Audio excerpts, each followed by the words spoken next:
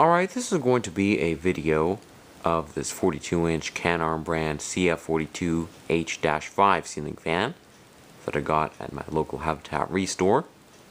I got it because, for those who don't know, I'm actually a volunteer there, and basically what I do for them is refurbish ceiling fans they receive a donation and make them more sellable and run better than how they previously came in. Now, the fan was 100% brand new in the box when I got it, so pretty much all it needed was just a little bit of assembly and not much else. Without any further ado here, I'm actually going to demonstrate it and begin with the very highest speed.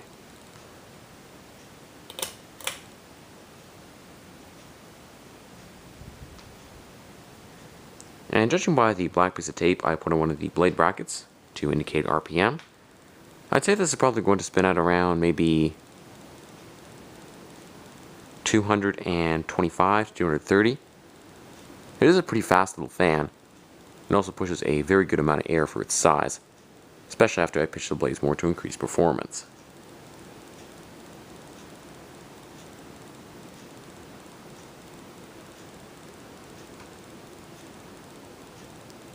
Next, for medium speed,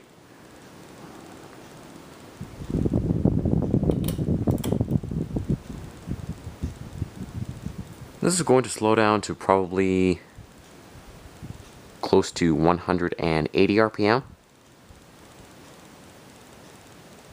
maybe 175. So it's about your average medium.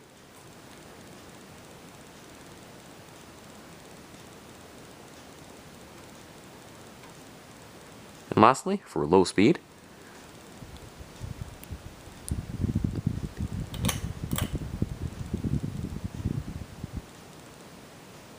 and that's probably going to go at about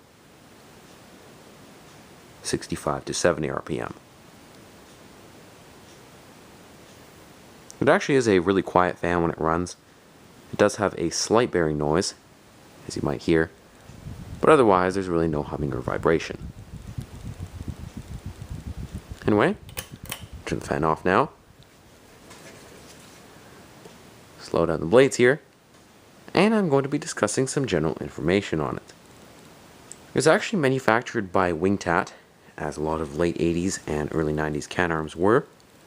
It is probably one of the most basic models that TAT sold, being that there's really no light kit to it, and it's just a flush mount only fan, but it actually is surprisingly high quality for such an economy basic fan. I know that Canarm actually does still sell a pretty similar model to this day. It has definitely changed a lot since 1990 when this one was made, as the newest version has 4 blades instead of 5, uses much cheaper hardware, and includes an integrated globe light kit. Next, I'm going to be discussing the pros and cons of the fan, and what I would rank it out of 5 stars, beginning with the pros.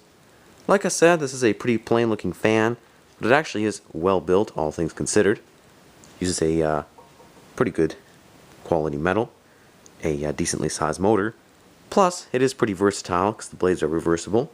One side is just plain white, the other side is cane, and it accepts virtually any standard light kit. Another thing is the fan is in incredibly good shape, has a very nice gloss white finish to it, of course being brand new, and this being the first time that it was ever installed. And overall, it's just a pretty good, dependable fan. Nothing too fancy, but overall fairly decent. What I don't like, however, is the paint finish doesn't exactly match perfectly, because the motor housing is slightly more yellow than the switch housing and blade brackets. I'm not sure if this was intentional. It was actually made that way, maybe manufactured by a different factory, or maybe it yellowed in the box.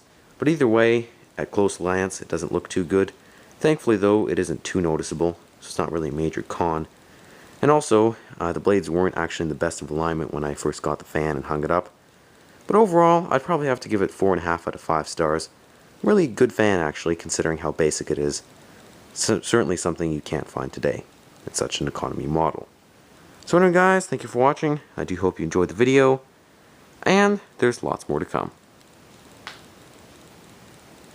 And one thing I should note, actually, is this being a early 90s TAT-made fan, it does use the older plastic pendants instead of the newer wood ones. Just thought I might point that out.